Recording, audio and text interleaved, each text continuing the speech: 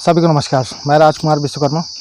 हमेशा की तरह जो तो हमारी चर्चाएं जो है तो अभी चुनाव को लेकर के हैं, लेकिन चुनाव से भी बढ़कर एक बहुत बड़ा इशू है हमारे इस पसान क्षेत्र का, जहां पर देखा जाता है कि कई सारे मुद्दे हैं। चाहे महंगाई की बात करें, क्योंकि महंगाई तो समस्त देश का भी मुद्दा है। दूसरी ओर लोकल ट्रेनों को लेकर के जो है तो बीच में एक मुहिम छेड़ी गई। उसके बाद सारे सब कुछ जो है तो ठंडे बस्ते पर। तीसरा हमारे यहाँ एक सबसे बड़ा मुद्दा है पसान क्षेत्र का, वो है पसान क्षेत्र की नगर पालिका परिषद पसान क्षेत्र के अंतर्गत आने वाली वो अस्पताल जिसे प्राथमिक स्वास्थ्य केंद्र पसान के नाम से जाना जाता है। तो चलिए आज हमारे साथ जो है तो इस चुनावी चर्चा पे जो है तो हमारे साथ मानवेंद्र मिश्रा जी हैं, जो कि कांग्रेस के यूथ नेता भी हैं यहाँ पर से, और एक युवा नेता होने के नाते इनसे थोड़ी सी राय मशवरे लेते हैं और इनसे जानकारियाँ लेते हैं कि यहाँ पर जो है तो जनप्रतिनिधियों को क्या काम करना चाहिए था, क्या वाकई में उनका दायित्व बनता था या नहीं बनता था, या और समस्त हमारे यहाँ की, क्योंकि कई सारे जो है तो दल भी हैं, भाजपा है, कांग्रेस है, शिवसेना है, तमाम ऐसे कई सारे दल हैं हमारे पास, लेकिन क्षेत्र में काम कौन कर रहा है और क्या करना चाहिए था। तो सबसे पहले मानवेंद्र जी का परिचय लेते हैं कि मानवेंद्र जी वर्तमान में जो तो कांग्रेस में किस पद पर हैं। मानवेंद्र जी अभी वर्तमान की स्थिति पे जो है तो आप किस पद पर हैं कांग्रेस में? देखिए, मैं युवा कांग्रेस का जिला महासचिव हूँ, इलेक्टेड जिला महासचिव हूँ। हमारे यूथ कांग्रेस में चुनाव की पद्धति से महासचिव हूँ मैं। आप इस क्षेत्र में कब से हैं? तो ये तो बचपन से यहीं हूँ मैं, पैदाइश मेरी यहीं हुई है। हमारे पुश्तैनी निवासी हैं हम यहाँ के।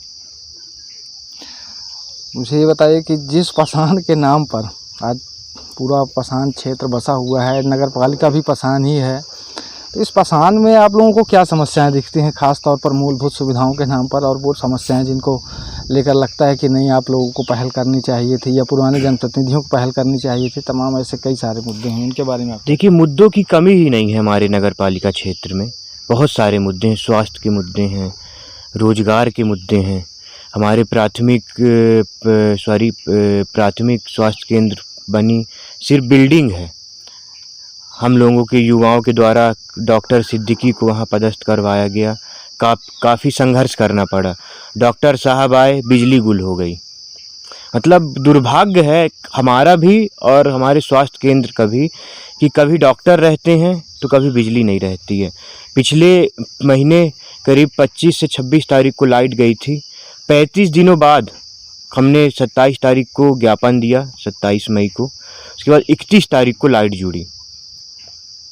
आज वर्तमान की स्थिति भी वहाँ पर फिर से वही बिना डॉक्टर वाली हो चुकी है। बिना डॉक्टर वाली है। ऑनलाइन डॉक्टर देखते हैं। क्या देख पाएंगे ऑनलाइन डॉक्टर? कैसे, उसको विधिवत बताइए। नहीं, वहाँ एक लैपटॉप रखा हुआ है और उसमें ऑनलाइन आते हैं डॉक्टर। जो हम लोगों ने जाके देखा तो अपनी समस्याएं बताएं तो वहाँ एक पर्सन है, वो डॉक्टर साहब को बताते हैं, फिर डॉक्टर साहब दवाई बताते हैं, तो फिर इलाज होता है। तो होना क्या चाहिए था? आप देखिए, इस क्षेत्र के नागरिक भी हैं, इस क्षेत्र के युवा भी हैं, और वार्ड नंबर 9 से आप चुनाव लड़ने की इच्छा भी रख रहे हैं, लेकिन आपसे मैं ये जानना चाहूँगा कि इस क्षेत्र में दरअसल ये जो मुद्दे हैं आज हमारे सामने, इसमें पूर्व, वर्तमान और या कहिए आने वाले जो जनप्रतिनिधि होंगे, क्योंकि यहाँ पर दो तरह का चुनाव हमारे यहाँ फेस किया जा रहा है। एक तो कुछ लोगों ने सपना देखा कि मुझे अध्यक्ष ही बनना है, उसे भी वार्ड पार्षदी का चुनाव लड़ना पड़ेगा। दूसरे वो लोग हैं जो सिर्फ पार्षद के नाम पर जो है तो चुनाव लड़ना चाह रहे हैं कि मुझे पार्षद ही बनना है। अब आपके सामने एक सवाल आता है कि जो लोग अध्यक्ष बनने का सपना देख रहे हैं, अगर गलती से वो अध्यक्ष नहीं बन पाए तब तो पार्षद ही रह जाएंगे, तो उनकी भूमिका क्या होनी चाहिए फिर? देखिए, पता नहीं क्या लालसा है नगर पालिका में लोगों का अध्यक्ष और पार्षद बनना। सिर्फ वो अध्यक्ष और पार्षद बनना चाहते हैं। यहाँ के मुद्दे, हॉस्पिटल का मुद्दा, लोगों को पार्षद अध्यक्ष बनना है, पर लोगों को 35 दिनों से ये नहीं दिखा कि हमारे प्राथमिक स्वास्थ्य केंद्र में बिजली नहीं है, हमारे प्राथमिक स्वास्थ्य केंद्र में डॉक्टर नहीं है, स्ट्रीट लाइट नहीं है, रात में पूरा अंधेला हो जाता है, लेकिन लोगों को पार्षद अध्यक्ष बनना है। रोजगार नहीं है। अरे यहाँ जब वोटर रहेंगे तब तो आप पार्षद अध्यक्ष बनोगे। रोजगार ही नहीं है यहाँ। तो अभी 2012 से लेकर के 2022 की स्थिति आपने कभी आकलन की है कि क्या बदलाव आया है? कम ही होते जा रहे हैं वोटर लगातार। लगभग कितने फिर भी हर वर्ष के अगर उसमें लिया जाए? देखिए, हर वर्ष 400, 500, 1000 वही रेशियो है। भाई रिटायर हो रहे हैं, कुछ है ही नहीं यहाँ, लोग जा रहे हैं, पलायन कर रहे हैं, रोजगार भी नहीं है। आप अच्छा, अगर एक मौका अगर आपको दिया जाए कि अगर आपको अध्यक्ष बनने का कहीं अवसर मिलता है अगर, तो आप क्या बदलाव लाते? क्योंकि मुद्दे तो कई सारे हैं, युवा भी हैं आप। अब देखिए, मैं यहाँ का पुश्तैनी निवासी हूँ, तो मैं यहाँ यही बदलाव लाऊंगा कि रोजगार की सबसे पहले तो स्वास्थ्य की व्यवस्था ठीक ठीक करूँगा, प्लस फिर कोशिश करूँगा कि रोजगार भी मिले यहाँ लोगों को। और क्या कर सकते थे? और यहाँ देखिए, जो भी अध्यक्ष बना है स्थिति वही है, पुरानी ही है, कोई बदलाव नहीं हुआ। आप चाहे पसान को देख लें, पसान के नाम से नगर पालिका है, पसान गांव में क्या विकास हुआ? पसान में विकास हुआ ना, वो रोड नाली सड़क आपका तो वही हुआ है कि क्या बात कर रहे हैं आप? इतने सारे नल लग गए। एक तालाब है हमारे पसान में, पुश्तैनी तालाब है, हमारे बाबा ने बनवाया था। लगातार जो भी अध्यक्ष बने, लगातार हम उनके पास गए, ज़मीन भी लिख के देने को तैयार थे कि ज़मीन शासन आप ले लीजिए, लेकिन वो तालाब का सौंदर्यीकरण करवा दीजिए, पानी की व्यवस्था करवा दीजिए, लेकिन कोई नहीं, कोई सुनने को तैयार नहीं। सिर्फ वही रोड के ऊपर रोड बना रहे हैं, वही नाली को गिरा के नाली बना रहे हैं। क्या इसको तो विकास नहीं बोला जाएगा कि रोड के ऊपर रोड, आप डामर, सीसी रोड है उसके ऊपर डामर चपका दिए, तो ये विकास है? तो फिर अच्छा, आप कैसा जनप्रतिनिधि चुनना चाहेंगे अगर आपको ये कहा जाए कि एक अच्छा जनप्रतिनिधि चाहिए आपको? क्योंकि एक खेत भी अगर फसल देता है तो तभी फसल देता है जब हम उसके लिए मेहनत करते हैं। देखिए, जो क्षेत्र का विकास करे, मतलब चौमुखी विकास करे।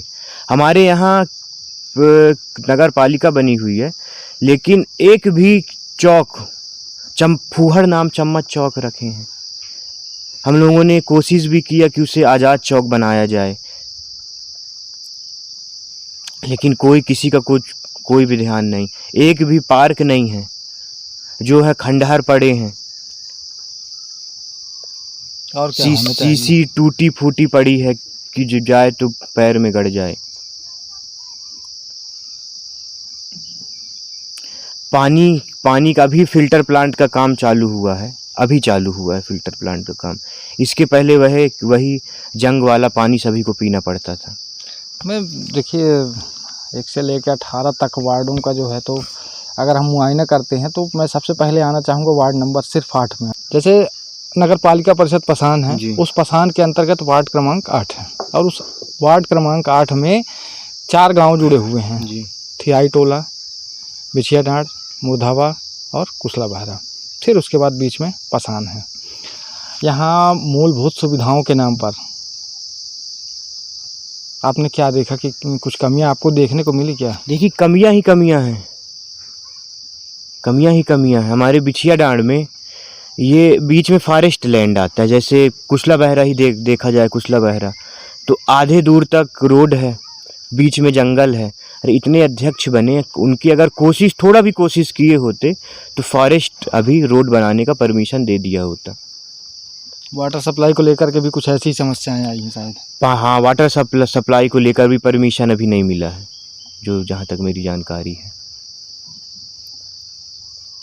अब आप आगे क्या करने वाले हैं फिर? क्योंकि देखिए चुनाव में है ऐसा है कि चुनाव लड़ना, हारना, जीतना वो तो चलता रहता है। तो क्योंकि यहाँ पर देखा जाता है कि कई सारे जो है तो प्रत्याशी ऐसे होते हैं जो चुनाव लड़ने के मकसद से आते हैं। हार गए तो उनकी किस्मत, जीत गए तो उनकी किस्मत। लेकिन उस हार जीत के दरमियान जो है तो ये होता है कि एक प्रत्याशी अगर मैदान से बाहर हो गया चुनाव हारने के बाद, तो 5 साल तक किसी के पास नहीं जाता। फिर देखिए, मैं एक माध्यम बनाना चाहता हूँ कि मैं अगर पार्षद बना तो ये एक माध्यम है मेरा कि जो चीज़ें मैं अभी नहीं कर पा रहा हूँ तो वो पार्षद बनने के बाद कर पाऊँ। हमने लगातार डॉक्टर के लिए प्रयास किया, हमने लगातार बिजली के लिए प्रयास किया, तो मैं पार्षद अगर बन गया, अगर जनता मुझे चुनी तो मैं एक मजबूत बनूंगा और उस वार्ड का चौमुखी विकास करूंगा।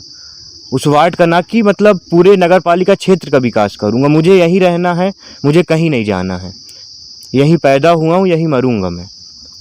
तो मैं तो अपने क्षेत्र को, अपने वार्ड को, अपने नगर पालिका क्षेत्र को विकसित ही देखना चाहता हूँ।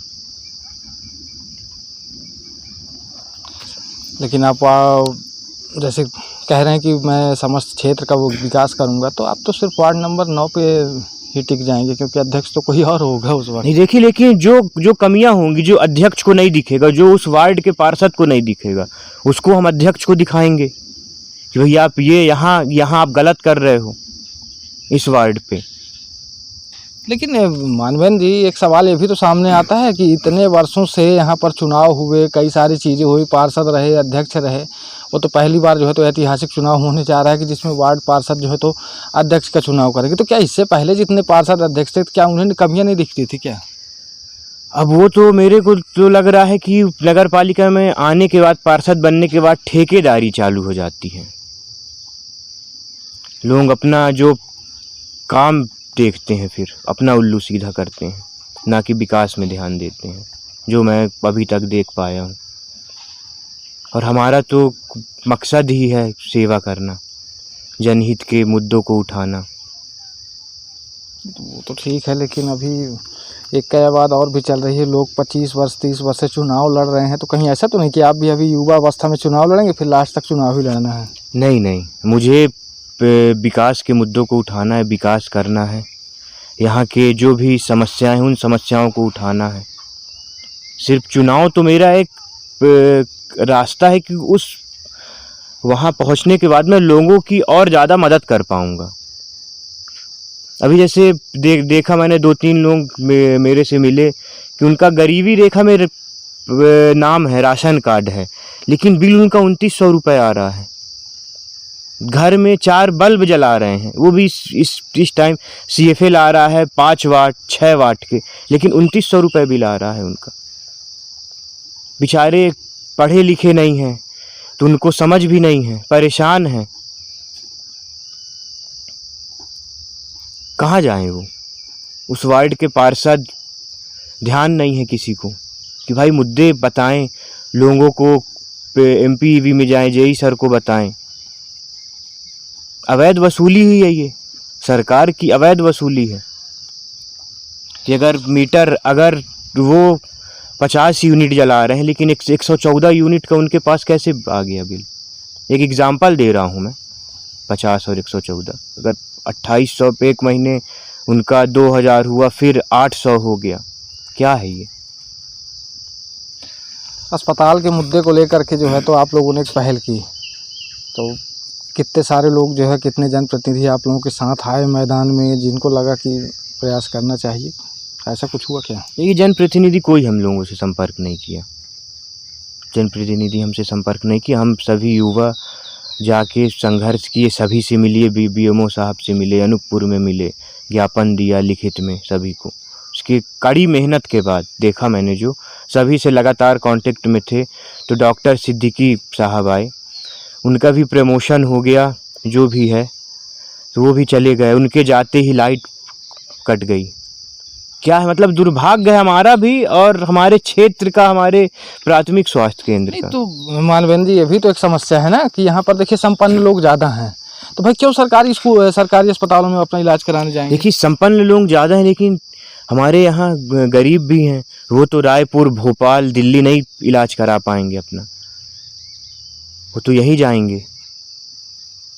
भाई जो अध्यक्ष हैं, जो पार्षद हैं, या पूर्व अध्यक्ष पार्षद पैसे वाले, वो तो कहीं भी चले जाएंगे, रायपुर चले जाएंगे, भोपाल चले जाएंगे, दिल्ली चले जाएंगे, लेकिन जो गरीब है वो तो बेचारा यहीं अपना इलाज कराएगा। उन गरीबों के लिए हम ये चाह रहे थे कि डॉक्टर हों, उनका प्रॉपर इलाज यहीं हो पाए, तो भटके ना, परेशान ना हो। तो एक मसला और भी है सामने, छोटा सा, जिसमें मैं अगर ये कहूँ कि हमारे यहाँ क्षेत्र के जो जनप्रतिनिधि थे, अगर हम उनकी संपत्तियों का ब्यौरा लेते हैं, तो क्या संपत्तियों के मामले में आपको लगता है कि जनप्रतिनिधियों ने संपत्ति बनाई होगी? अब संपत्ति तो बनाई ही होगी विश्वकर्मा जी, तो वो तो दिखता ही है, संपत्ति तो बनाई ही है। वैसे चुनाव लड़ने के लिए जो है तो मुझे लगता है कि जैसे आप युवा हैं, मैं भी युवा ही हूँ, और मौका कहीं ना कहीं पर मिलना चाहिए था, लेकिन एक छोटी सी समस्या और आ रही है कि यहाँ देखा जाता है कि लोगों को चुनाव लड़ना है, लेकिन उस चुनाव लड़ने का जो मकसद होता है वो देख रहा हूँ मैं, लोग रख नहीं पा रहे हैं अपना, या जो भी हैं। तो क्या आपको भी लगता है कि ऐसा होना चाहिए? क्योंकि चुनाव आप भी लड़ रहे हैं तो आप मुद्दों पर लड़ेंगे या जी देखिए, जो भी चुनाव लड़े, जो भी पार्षद के जितने भी कैंडिडेट हैं, उन्हें तो सबसे पहले अपना मुद्दा बताना चाहिए कि भाई हम इस मुद्दों की ये काम करेंगे। लेकिन कोई मुद्दा नहीं, मुद्दा विहीन चुनाव लड़ना चाहते हैं, वो सिर्फ पार्षद बनना चाहते हैं और मलाई खाना चाहते हैं, जो मैं देख पा रहा हूँ। और कुछ कहना चाहेंगे यहाँ के चुनावी गतिविधियों को लेकर के?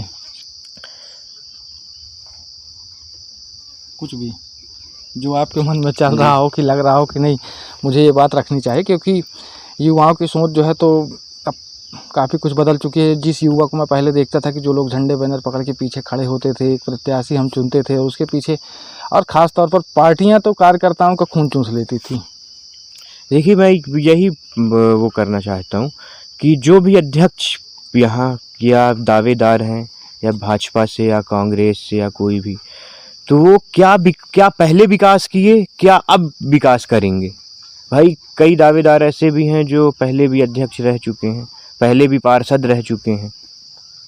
वो अध्यक्ष बताएं तो कि भाई पहले हम ये विकास किए हैं और अब दोबारा बनेंगे तो ये काम करेंगे, क्षेत्र का विकास करेंगे। मतलब सिर्फ उनको जो है तो मुद्दे अपने रखने होंगे इस चुनाव में कि हम करना क्या चाह रहे हैं। जी बिल्कुल।